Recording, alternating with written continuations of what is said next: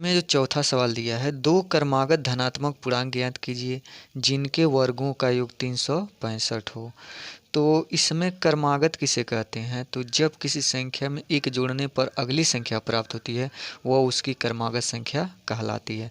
तो इसमें जो क्रमागत संख्या है तो यह मानना पड़ेगा, माना पहली क्रमागत क्रमागत संख्या।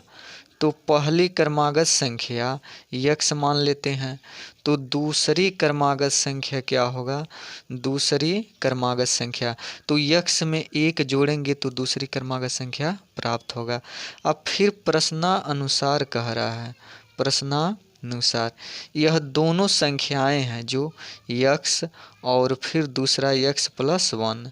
तो प्रश्न में यह कह रहा है दोनों संख्याओं के वर्गों का योग, यानी वर्ग कर दे रहे हैं दोनों का, और फिर दोनों के वर्गों का योग जो है वह 365 है। तो इसमें संख्याएं ज्ञात करना है, वो क्रमागत संख्या क्या है उसको ज्ञात करना है। तो अब इसे हल करते हैं तो यक्स स्क्वायर और प्लस इसका वर्ग करेंगे जब, तो a plus B whole square के रूप में यह टूट जाएगा। यहाँ पर a plus B whole square क्या होता है? तो a स्क्वायर इसका सूत्र होता है a square plus B square plus 2ab। इस रूप में इसको हल करेंगे तो यक्स स्क्वायर और प्लस 1 का वर्ग करेंगे और फिर प्लस 2 गुणे और यक्स गुणे 1 बराबर 365।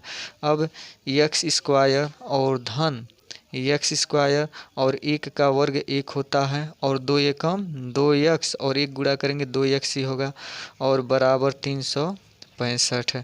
अब यक्स स्क्वायर जोड़ेंगे तो 2x स्क्वायर और फिर प्लस, अब यहाँ पर इसको 1 लिख सकते हैं या 2x पहले लिख दिए और प्लस 1 और 365 को इस तरफ पक्षांतर करेंगे तो माइनस 365 बराबर इधर कुछ नहीं बचा तो 0। इसे और आगे हल कर लेते हैं। तो अब 2x स्क्वायर और प्लस 2x, अब इस दोनों में घटाएंगे तो 365 में से 1 घटाएंगे तो 364। अब यह प्लस में होगा कि माइनस में? तो बड़ा कौन है? तो बड़ा 365, इसके आगे माइनस है तो माइनस बराबर 0। अब इसमें देख रहे हैं तीनों में 2 कामन मिल रहा है तो 2 कामन ले लेंगे तो यक्स स्क्वायर और फिर प्लस यहाँ से 2 निकल गया तो यक्स और यह 2 कामन लेंगे तो 2 से कितने बार में कटेगा? 2 एकम 2 और 2 8 16 और 2 दूना 4 बराबर 0। अब 2 को इस तरफ पक्षांतर करेंगे तो 0 से भाग होगा तो समाप्त हो जाएगा तो बचेगा यक्स स्क्वायर और फिर प्लस यक्स और माइनस 182 बराबर 0। अब इसका गुणनखंड करेंगे तो यानी गुणा करने पर 182 आए, आज जोड़ने या घटाने पर एक बार यक्स है तो 1 आए। अब इसका क्या करेंगे? तब यानी फैक्टर करते हैं तो 182 का 2 से काटेंगे 2 9 18 और 2 एकम 2। अब फिर यह किससे काटेंगे? तो 7 से कटेगा तो यानी 7 एकम 7 7 त्रिका 21 13 से कटेगा। फिर अब इसका मिलाते हैं तो 7 दूना 14, यानी 14 में से 13 घटाएंगे तो 1 आएगा और 14 और 13 का गुणा करेंगे तो 182। यानी हम इसे लिख सकते हैं यक्स स्क्वायर और प्लस 14 यक्स और माइनस 13 यक्स और माइनस 182 बराबर 0। अब इस दोनों में कामन लेंगे, इस दोनों में कामन क्या मिल रहा है? तो यक्स मिल रहा है तो यक्स और प्लस 14 और इस दोनों में माइनस 13 कामन लेंगे तो यक्स और माइनस 13 से यह 14 बार में 182 कट जाएगा बराबर 0। अब इसे लिख सकते हैं। अब इसमें जो कोष्टक के बाहर है उसको एक ब्रैकेट में कर लेते हैं, यक्स माइनस 13 एक में और यक्स प्लस 14 एक में कर लेते हैं। अब यदि यक्स माइनस 13 बराबर 0 तो यक्स बराबर कितना होगा? 13 होगा। उसी तरह यक्स प्लस 14 बराबर 0 तो यक्स बराबर माइनस 14 होगा। इस तरफ पक्षांतर करेंगे तो अब यहाँ पर माइनस को नहीं लिया जाता है तो यक्स का मान यक्स बराबर 13 आया। अब इसे अब इसमें देखते हैं जो पहली क्रमागत संख्या, तो पहली क्रमागत संख्या यक्स माने हैं, तो यक्स बराबर यानी पहली क्रमागत संख्या जो 13 है। फिर उसी तरह से दूसरी क्रमागत संख्या, तो दूसरी क्रमागत संख्या यानी 13 और धन 1 यानी दूसरी क्रमागत संख्या 14। तो इस तरह से अतः पहली क्रमागत संख्या 13 और दूसरी क्रमागत संख्या 14 होगी। दिया है एक समकोण त्रिभुज की ऊंचाई इसके आधार से 7 सेमी कम है। यदि कर्ण 13 सेमी का हो तो अन्य दो भुजाएं ज्ञात कीजिए। तो सबसे पहले इसमें आधार मानेंगे यक्स, आधार यक्स, और आधार से जो ऊंचाई है वो इससे 7 सेमी कम है, तो 7 घटा दिए। और कर्ण तो दिया है 13 सेमी यानी कर्ण दिया है। अब उसके बाद इसको लिख लेते हैं यहाँ पर, यानी आधार यक्स और ऊंचाई जो है यक्स माइनस 7 सेमी और कर्ण जो है 13 सेमी दिया है। ठीक, अब उसके बाद यह एक समकोण त्रिभुज है। अब समकोण त्रिभुज में जो सूत्र होता है पाइथागोरस प्रमेय, कर्ण स्क्वायर बराबर लंब स्क्वायर और धन आधार स्क्वायर। तो इसमें जो है कर्ण जो है 13, तो 13 पर स्क्वायर, और लंब जो है यक्स माइनस 7, यक्स माइनस 7 पर होल स्क्वायर, और आधार यक्स स्क्वायर। अब इसे आगे हल करेंगे तो 13 का वर्ग 169, और इसको ए माइनस बी होल स्क्वायर के रूप में इसको यानी लिखेंगे तो यक्स स्क्वायर और प्लस 7 पर स्क्वायर और माइनस 2 गुणे और यक्स गुणे 7 और प्लस यक्स पर यानी यक्स स्क्वायर, फिर 169 और यक्स स्क्वायर और प्लस 7 सत्ते 49 और माइनस 7 दूना 14 यक्स और प्लस यक्स स्क्वायर।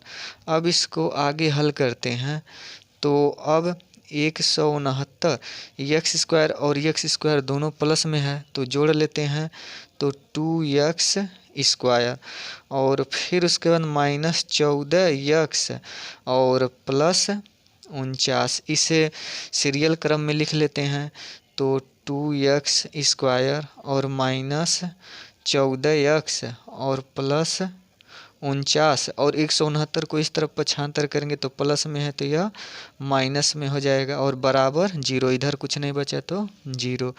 फिर अब 2 यक्स स्क्वायर और माइनस 14 यक्स, और इस दोनों में घटाएंगे तो 169 में से 49 घटाएंगे तो 120 बचेगा बराबर 0, और यहाँ पर चिन्ह कौन सा लगेगा तो बड़ा 169, इसके आगे माइनस है तो माइनस। अब इसमें कामन लेंगे तो इसमें कामन जो है 2 मिल रहा है, तो 2 को कामन ले लेंगे तो यक्स स्क्वायर और माइनस 2 सत्ते 14, तो 7 यक्स बचा और माइनस 2 छके 12 यानी 60 बचा बराबर 0। अब 2 को पक्षांतर करेंगे इस तरफ तो यह तो 2 0 हो जाएगा, समाप्त हो जाएगा, तो यक्स स्क्वायर और माइनस 7 यक्स और माइनस 60 बराबर 0। अब इसका गुणनखंड करेंगे तो अंतिम पद 60 है और मध्य पद 7, तो कोई ऐसी संख्या गुणा करने पर 60 आया, जोड़ने या घटाने पर 7 आए, तो इसका गुणनखंड कर लेते हैं। यानी 60 का तो 2 से काटेंगे 30 होगा, 2 से काटेंगे तो 15 होगा, फिर 2 से नहीं कटेगा, 3 से 3 बचे 15 और फिर 5 से, तो इसे हम लिख सकते हैं यानी 2 दूना 4 4 तिहाई 12 12 और गुणे 5 यानी 12 5 60, और 12 में से 5 घटाएंगे तो 7 बचेगा।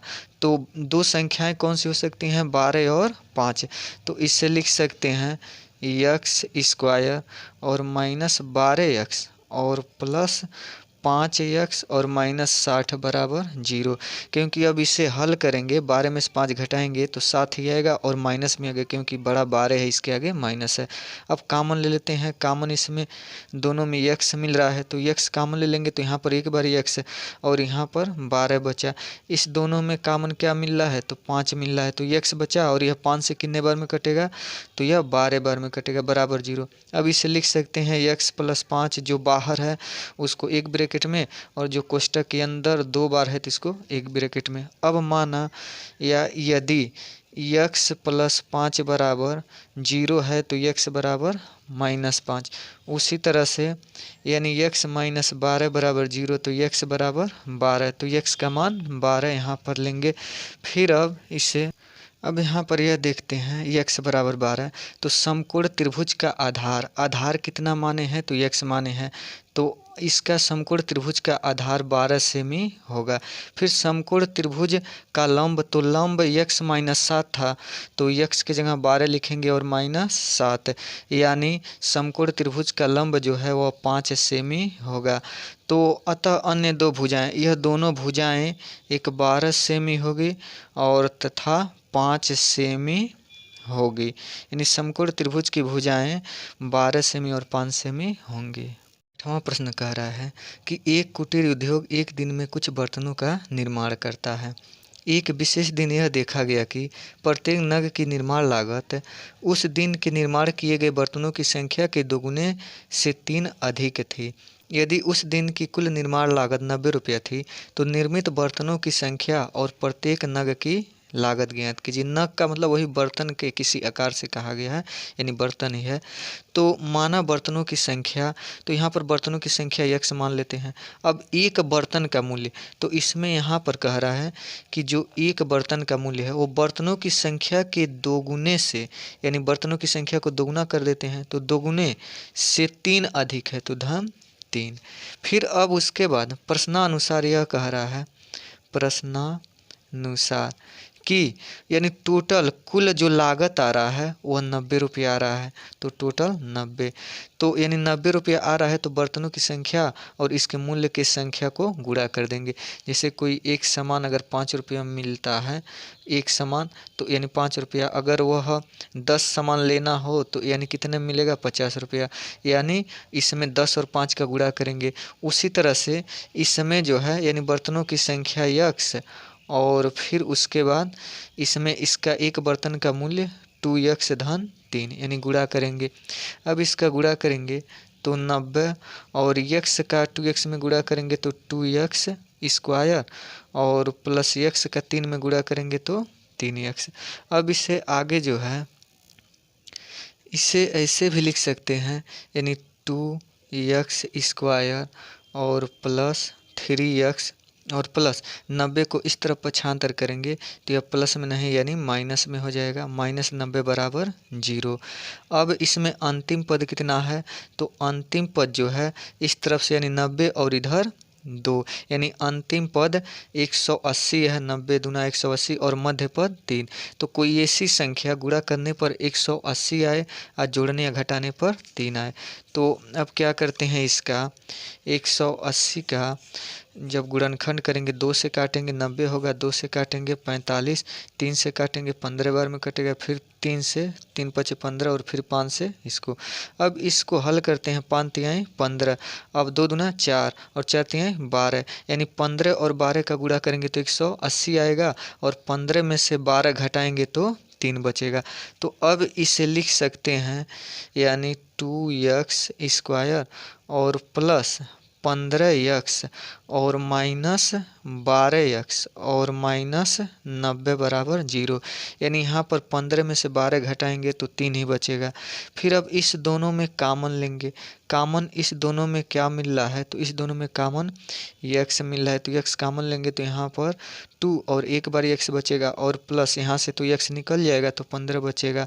फिर इस दोनों में क्या कामन मिल रहा है, तो इस दोनों में 6 कामन मिल रहा है, तो 6 से, क्योंकि 6 से 90 भी कट जाएगा और 6 से 12 भी कट जाएगा, 6 दूना 12, 2x और फिर प्लस 6 से यह 90 जो है यह 15 बार में कट जाएगा, 15 छके 90। अब इसे लिख सकते हैं x माइनस 6 एक ब्रैकेट में और फिर 2x प्लस 15, यह 2 बार है तो इसको एक जगह लिख सकते हैं। अब अगर x माइनस 6 बराबर 0 तो x बराबर 6, फिर उसी तरह से 2x प्लस 15 बराबर 0 तो 2x बराबर, अब यह -15 तो x बराबर -15। अब इससे 2 को पक्षांतर कर देंगे तो यह बटे में हो जाएगा, तो माइनस का तो नहीं लिया जाता है तो x का मान x बराबर 6 आ गया। अब इसे तो हम यहाँ पर बर्तनों की संख्या बराबर यक्स माने हैं, तो बर्तनों की संख्या कितना होगी, 6 होगी। और प्रत्येक नग की लागत, तो प्रत्येक नग की लागत 2x धन 3, यानी बर्तनों की संख्या के दोगुने से 3 अधिक माने हैं। तो अब इसमें x का मान रखेंगे, तो x का मान 6 है और धन 3। अब यह जो 6 दुना 12 और धन 3, यानी प्रत्येक नग की लागत जो होगी वह 15 रुपये होगी और बर्तनों की संख्या 6। अतः हम लिख सकते हैं, अतः बर्तनों की संख्या 6 तथा प्रत्येक नग की लागत 15 रुपये है।